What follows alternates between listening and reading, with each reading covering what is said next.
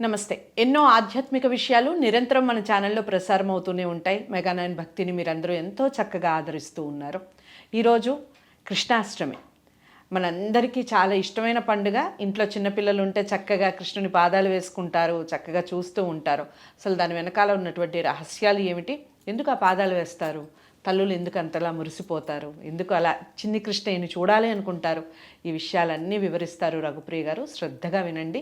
మీ అమూల్యమైన సలహాలు కానీ లేదా ఎలాంటి కార్యక్రమాలు మీరు భక్తిలో చూడాలనుకుంటున్నారు విషయాలన్నీ కూడా కామెంట్ బాక్స్లో తెలియచేయండి. మీకు ముందుగా కృష్ణాష్టమి శుభాకాంక్షలు. మీకు కూడా స్వతంత్ర దినోత్సవంతో పాటుగా మనం కృష్ణాష్టమిని కూడా చేసుకుంటున్నాము ఈసారి. చాలా సంతోషంగా ఉంది. అయితే కృష్ణుడు అనగానే చిలిపి కృష్ణుడు గుర్తొస్తాడు. కృష్ణుడు అనగానే ఒక ధర్మ బోధన గుర్తొస్తుంది. కృష్ణుడు అనగానే అన్నా చెల్లెళ్ళ అనుబంధం గుర్తొస్తుంది. ఇలా చాలా బోలెడన్ని క్యారెక్టర్స్ మనకి అలా కళ్ళ ముందు కదులుతూ ఉంటాయి. అసలు ఏమిటి కృష్ణుడు? మనందరికీ అలవాటైన పదం, చాలా మందికి తెలిసిన పదం కృష్ణాష్టమి అంటే కిత్తుని వత్రే అనే మాట చాలా మటుకు హాస్యాస్పదంగా బాగా మనకి ఏవిఎస్ గారు అది అలవాటు చేసేసి వదిలేశారు. అసలు ఏమిటి కృష్ణాష్టమి వెనక దాగి ఉన్న రహస్యాలు ఏమిటి చెప్పండి. ప్రేక్షకులకు కృష్ణాష్టమి శుభాకాంక్షలు. మీకు కూడా. అయితే కృష్ణాష్టమి అనగానే చాలా చక్కని సరదా అయిన పండగ. దాంతోపాటు పిల్లలందరూ కూడా వినాయక చవితికి ఎలాగైతే ఇన్వాల్వ్ అవుతారో ఈ కృష్ణాష్టమికి కూడా పిల్లలు స్కూళ్ళల్లో వేయించడం కానీ, మన ఇంట్లో చిన్నపిల్లలు ఎవరైనా ఉంటే వాళ్ళకి కృష్ణుడి వేషాలు వేయించేస్తుంటాము. అంటే కృష్ణుడు అనగానే ఒక రకమైన ప్రేమ, ఫస్ట్ కనిపించేది ప్రేమ కనబడుతుంది, ఆయన చిరునవ్వు ముఖం కనబడుతుంది, ఆయన తత్వం బోధపడుతుంది, చిలిపి చేష్టలు కనపడతాయి. చిన్న పిల్లవాడిగా ఉన్నప్పుడు ఆయన చేసిన పనులు, యుక్త వయసులో ఆయన చేసిన అల్లరి పనులు, కొంత మెచ్యూరిటీ వచ్చిన తర్వాత యువకుడైనటువంటి అప్పుడు చేసిన పనులు, తర్వాత ఇంకా పెద్ద మనిషి అయినప్పుడు, ఇంకా పెద్ద తరహా వచ్చినప్పుడు ఆయన చేసిన బోధనలు, సంధి కార్యాలు పెద్ద తరహా అయిపోతాడు పాపం ఒక్కసారి అయినా. అయితే కృష్ణుడి గురించి ఎంత చెప్పుకున్నా తక్కువే అనిపిస్తుంది. అదొక రకమైన ఆ పదంలోనే అంత మ్యాగ్నెటిక్ ఉంది. నిజంగా మాయలోడు తెలుసా? నిజంగా కృష్ణుడు అనగానే మాయలోడే. ఎంత మాయ చేస్తాడంటే అంత మాయలోడు. నేనైతే కృష్ణుడిని మాయలోడా అని పిలుస్తానైతే. చాలా తృప్తిగా సంతోషంగా మాయలోడా అంటాను. అయితే ఈ కృష్ణాష్టమి, కృష్ణుడు అష్టమి రోజు పుట్టడం వల్ల ఆ రోజు మనం కృష్ణుడి జన్మదినం ప్రకారంగా జరుపుకుంటాం. ఈ విషయం అందరికీ తెలిసిందే. అయితే ఈ కృష్ణాష్టమిని రాధాష్టమిగా కూడా కొన్ని ప్రదేశాల్లో, గోకులాష్టమి, రాధాష్టమి అని కూడా కొన్ని ప్రాంతాల్లో జరుపుకుంటారు. అయితే ఈ కృష్ణుడు పుట్టినది పాపము, ఆయన పుట్టిన దగ్గర నుంచి ఈయన నవ్వు వెనక, ఈయన ప్రేమ వెనక ఎన్ని బాధలున్నాయో అవెవరు చుట్టలేదు. ఆయన చేసిన, అంటే ఆయన అనగానే శ్రీలోలుడని, అదేంటిది రాధలు ఇది చేశాడని అది చేశాడని గోకులంలోను ఇట్లాగా అనుకుంటారు. ఆయన ప్రేమతత్వం ముందు అసలు అన్ని దిగదుడిపోయి అసలు అష్టభార్యలని, 16,000 మంది గోపికలని, ఇలాగ పాపం ఆయన మీద ఎన్నెన్నో ఆపాదిస్తూ ఉంటారు. ఎన్ని ఆపాదించినప్పటికీ చిరునవ్వును మాత్రము అస్సలు వదలడు ఆయన అనమాట. అయితే ఈ కృష్ణ అనే పదము నీలి రంగుకు, నలుపుకు ప్రతీక అనమాట. అయితే ఈయన తత్వము, ఈయన బోధ చూసినట్టయితే కనుక ఒక చిన్న, అంటే కృష్ణాష్టమి గురించి అందరికీ అన్నీ తెలిసిన విషయాలే అయినప్పటికీ మరొక కోణంలో నేను కృష్ణాష్టమిని చెప్తాను. చెప్పండి. అయితే ఈ కృష్ణుడికి ఇష్టమైన పదార్థాలు అటుకులు, పాలు, వెన్న, నెయ్యి, ఇవన్నీ తెలుసు. అటుకులు ఎందుకో నాకు తెలుసు. పాలు, వెన్న కూడా తెలుసు అనుకుంటాను. దొంగతనాలు చేసి మరి పాలు. అటుకులు అంటే స్నేహానికి ప్రతీక. అవును. ఈ పాలు, పెరుగు, వెన్న, నెయ్యి అనేది ఆప్యాయతకి, బంధానికి, బాంధవ్యాలకి ప్రతీక. అందుకని అవి పెడతారు. ఐశ్వర్యానికి కూడా ఈ పాలు ప్రతీక కాబట్టి అవి ఆయన ఇస్తాడు అని మనం పెడుతూ ఉంటాం అనమాట. అయితే ఇవన్నీ అందరికీ తెలిసినవే. కానీ తెలియని కోణంలో ఈ కృష్ణాష్టమి కృష్ణుడి తత్వం గురించి చెప్తాను. అయితే ఈ కృష్ణుడి తత్వం ఏంటంటే కర్మతత్వాన్ని బోధిస్తాడు. రామతత్వం ఏంటి? ఆచరించి చూపిస్తాడు. ఇలా నేను నడిచాను, రామస్య అయనం రామాయణము, నేను ఇలా నడిచాను, మీరు నడవండి అని తాను చేసి చూపిస్తాడు. ఈ కృష్ణుడి దగ్గరికి వచ్చేటప్పటికి ఇలా చెయ్యాలి అని చెబుతాడు. అంటే కర్మను తను తీసుకోడు. నువ్వు ఏది చేసినా నీ బుద్ధిని ఉపయోగించి చేసుకుంటే అది మంచి అయితే నీకే, చెడైతే నీకే. నేను మాత్రం కేవలం నిమిత్త మాత్రురాలని, నిమిత్త మాత్రుని. ఈ మధ్య కాలంలో మీరందరూ వినే ఉంటారు కర్మ రిటర్న్స్ అని, అంటే ఇదనమాట. అయితే ఈయన ప్రతి అంశంలోనూ కూడా తను చెయ్యకుండా చేయించే విధంగా చేశాడు చిన్నప్పటి నుంచి, బాల్యం నుంచి కూడా. అయితే ఆయన నవ్వు వెనకాల ఎన్ని కష్టాలు ఉన్నాయి. పుట్టిందేమో కారాగారంలో పుట్టాడు, అక్కడి నుంచి తల్లిదండ్రులకు దూరం అయ్యాడు, వేరే ఊరు వలస వెళ్ళిపోయాడు. అక్కడ పాపం నెలల బాలుడు ఉన్నప్పుడే పోతనతో యుద్ధం చేసి ఆవిడ్ని పెద్ద పెద్ద రాక్షసులతోనూ యుద్ధం చేసి అడుగడుగున దినదినగండంగా ఆయన జీవితం గడుపుకుంటూ వచ్చాడు. తర్వాత పెద్ద అయిన తర్వాతన రాక్షసులతో యుద్ధాలు, ఇలాగ యుద్ధాలతోనూ గండాలతోనూ ఇన్ని పడుతున్నా కానీ చిరునవ్వుని వదలలేదు, కర్తవ్యాన్ని మరిచిపోలేదు, ఎదుటి వాళ్ళని మరవనివ్వలేదు.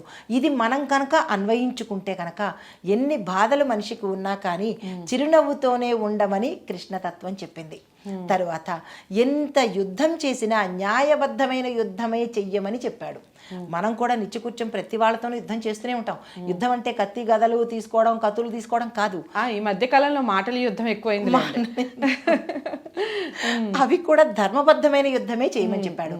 అయితే ఇంకా చెప్పాలి అంటే మెసేజ్ల యుద్ధం ఎక్కువైంది, వాట్సాప్ యుద్ధం ఎక్కువైపోయింది. వాట్సాప్ ఇది కొత్త యుద్ధం అనమాట ఇది. అయితే ఆయన చెప్పిన తత్వం ఏంటంటే కర్మను చేస్తే, ఏ కర్మ చేస్తే ఆ కర్మను మాత్రమే నువ్వు తీసుకుంటావు, ఇందులో నాకు బాధ్యత లేదు అని అంటాడు. అయితే దానికి ఒక చిన్న కథ చెప్తాను. అది అందరికీ తెలిసిందో తెలియదో తెలియదు కానీ ఒక కథ చెప్తాను. ఆయన గోకులంలో తిరుగుతున్నప్పుడు గోకులంలో ఉండే స్త్రీ ఏం చేస్తుందంటే నీళ్ల కుండని తీసుకుని వెడుతూ ఉన్న కృష్ణుడిని పిలుస్తుంది. కృష్ణ ఈ కన్నయ్య ఇలా రా అని పిలిస్తే వస్తాడు. వచ్చి ఇది నాకు కొంచెం తలకి ఎత్తవా అని అడుగుతుంది. అడిగితే నేను ఎత్తను, నీ అంతటి నువ్వు ఎత్తుకొని వెళ్ళు అంటాడు. అయితే అని చెప్పి అతన్ని కృష్ణుడిని తిట్టుకుని ఈ పాపం ఈ బరువైన కొండని ఎత్తుకొని ఇంటికి వెడుతుంది. ఇంటికి వెళ్ళేటప్పటికి ఎదురుకుండా గుమ్మల్లో కృష్ణుడు నుంచున్నాడు. అంటుంది, నువ్వు అక్కడ ఎత్తమంటే ఎత్తలేదు కానీ ఇక్కడికి వచ్చేసావా, పో, నీతో మాట్లాడను, నువ్వు ఇలాంటి వాడివి అలాంటి వాడివి అల్లరివాడివి అని తిడుతూ ఉంటుంది.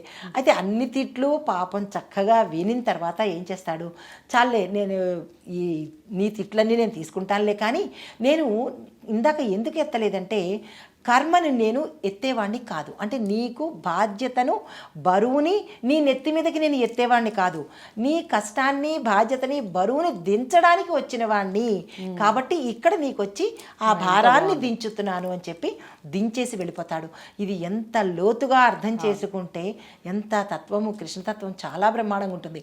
అయితే మనమందరం కూడా శరణాగతితో కృష్ణుడిని కనుక ఈ కృష్ణాష్టమి రోజు ఏదో ఆడుతూ పాడుతూనో, ఏదో టీవీల కోసమో, మా ఇంట్లో కృష్ణాష్టమి మీ ఇంట్లో కృష్ణాష్టమి అని వాట్సాప్ల కోసము ఇన్స్టా కోసం కాకుండా మన కష్టం ఏదైతే ఉందో ఆ కష్టాన్ని సర్వస్వ శరణాగతితో కృష్ణుడి పాదాల ముందు పెడితే తప్పకుండా తీరుస్తాడు. దీనికి ఇంకొక చిన్న కథ చెప్పాలి. ఏంటంటే ద్రౌపదికి వస్త్రాపహరణ సమయంలో అందరికీ తెలిసిన విషయమే, ఏమిటిది, కృష్ణ అని కోరుకుంటుంది, అందుకని కృష్ణుడు వచ్చాడు, ఇచ్చాడు. కానీ ఒక ప్రశ్న అడుగుతుంది, ఆ ప్రశ్న ఎవరికీ తెలియదు. అన్నయ్య కృష్ణ, నువ్వు నేను మొదటి నుంచి ప్రారంభిస్తున్నప్పుడు బాధపడుతున్నప్పుడు, ఎప్పుడైతే ఆ దుశ్శాసనుడు నా మీద చెయ్యి వేసి బట్టలు తీస్తున్నప్పుడు కూడా సహాయం చేయడానికి నువ్వు రాలేదే, మరి లాస్ట్లో ఎందుకు వచ్చావు? ఇప్పుడు పిలవలేదని చెప్తాడు. ఏమనంటాడంటే అప్పుడు నీ శక్తిని ఉపయోగించావు, తర్వాత నీ యొక్క తలవలేదు, నీ శక్తిని ఉపయోగించావు, కాబట్టి 3 సార్లు నేను రాలేదు. ఎప్పుడైతే ఇక నీ శక్తి అంతా అయిపోయిన తర్వాత నన్ను పిలిచావు కాబట్టి, అంటే నీ అంతట నువ్వు సంరక్షించుకోవడం తెలిసినప్పుడు, ఎలా కాపాడుకోవాలో తెలిసినప్పుడు ఇంకా నా సహాయం ఏముంది అక్కడ. కాబట్టి నువ్వు అన్నిటా శరణాగతి పొంది కృష్ణాని తలిచావు కాబట్టి నేను అప్పుడు వచ్చి నిన్ను కాపాడాను అని చెప్తాడు. అంటే దానిలో అంతరార్థం ఏమిటంటే, ఏదైనా కష్టం వచ్చినప్పుడు మనం ఏం చేస్తాము, మన ప్రయత్నాలన్నీ చేస్తాము కదా. ప్రయత్నాలు చేస్తూ ఏమంటాము, భగవంతుడిని తిడతాము, ఏంటి నాకు ఎన్ని ప్రయత్నాలు చేసినా నాకు ఇవ్వలేదు అని. అంటే నువ్వు ప్రయత్నాలు చేసినా ఇవ్వలేదు అని అడిగావు, అంతేగాని ఏ ప్రయత్నము చేయకుండా ఆయనకే శరణాగతి చెప్పుండుంటే మొదట్లోనే కష్టం తీరేది కదా. అంటే అలా అని మళ్ళీ ఇక్కడ ఇంకొక రకంగా తీసుకుంటారు ఏమని అంటే ఏమి చేయకుండా ప్రయత్నం చేయకుండా కూర్చొని అడిగేస్తే ఇచ్చేస్తాడా అంటే ప్రయత్న లోపం ఉండకూడదు ఎప్పుడు. ప్రయత్నం చేసి శరణాగతి రీతిలో కనుక అడిగితే కష్టం తీర్చేవాడిని అని చెప్తాడు. అయితే ఇంకా గీతా బోధన దగ్గరికి వచ్చినప్పుడు ధర్మరాజు ఎవరు అర్జునుడికి ఏమని చెప్తాడు, అక్కడ బంధువులందరూ ఉన్నారు, నేను వాళ్ళని ఏమీ చెయ్యలేను, బాంధవ్య బాధతో నేను యుద్ధం చేయలేను అంటే కనుక అప్పుడు ఏమని చెప్తాడంటే, నీ ధర్మం నువ్వు చెయ్యి, పరధర్మం కోసం నువ్వు యాచించకు, స్వధర్మాన్ని పాటించి నీ పని నువ్వు చేసినట్టయితే ఆ తర్వాత ఎలా జరగాలో అలా జరుగుతుంది, స్వధర్మాన్ని వీడవద్దు అని గీతలో ఒక్కొక్క అధ్యాయంలో స్వధర్మం ఏంటి, పరధర్మం ఏంటి, స్వధర్మంలో ఉండే నీతి ఏంటి, పరధర్మం వల్ల పాటించబడితే వచ్చే బాధలు ఏంటి అనేది ఒక్కొక్క అధ్యాయం గురించి ఒక్కొక్కటి చెప్పుకుని వచ్చాడు. అంటే ఈ కృష్ణ గీతిలోనూ ఈ కృష్ణ తత్వంలోనూ ఈ కృష్ణాష్టమికి మనం చేసుకునేది ఏంటంటే భగవంతుణ్ణి ఎలా పూజించాలో పూజిస్తేనే ఏదైనా కరుణించే అవకాశం ఫలితం దక్కుతుంది అన్నమాట. రైట్. ఇక చిన్ని కృష్ణ పాదాలు వేస్తారు కదా, దేనికి వేస్తారు ఆ పాదాలు చెప్పండి. అయితే ఈ పండగ కృష్ణాష్టమి అప్పుడు మనం చెప్పుకున్నట్లయితే కృష్ణుడిగా తయారు చేయడము, కృష్ణుడి పాదాలు వేసుకోవడము, సాయంత్రం సమయంలో ఉట్టి కొట్టడము, తర్వాత ఉపవాసం ఉండడము, పూజా విధానంగా ఆయనకి ఇష్టమైన నైవేద్యాలు పెట్టుకోవడము, గుళ్ళకి గోపురాలకి వెళ్తూ ఉండడము, ఇవన్నీ దైనందిన కార్యక్రమాలు అయితే కనుక ఈ కృష్ణుడి పాదాలు వెయ్యడంలో గల ఆంతర్యం ఏంటంటే, నార్త్ సైడ్ ఒక ఆలయం ఉంది, అక్కడ ఏంటంటే ఇప్పటికీ అక్కడ పెట్టిన పాలు గుళ్ళ పూజారిగా వాళ్ళు ఏం చేస్తారంటే పాలు అక్కడ నైవేద్యం పెట్టేసి రాత్రి సమయంలో తెల్లవారుజామున వరకు గుడి బయట ఉంటారు, కాచుకొని ఉంటారన్నమాట.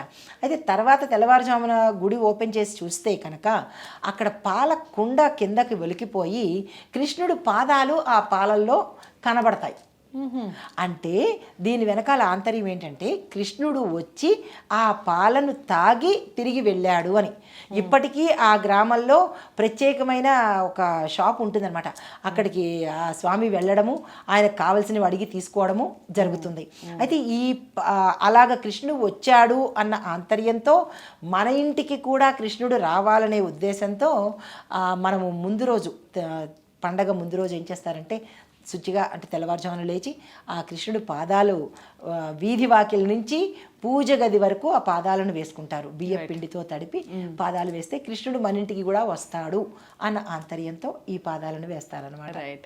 చాలా చక్కటి వివరణ ఇచ్చారు కృష్ణాష్టమికి సంబంధించి. మీ అందరికీ నచ్చిందని అనుకుంటాను.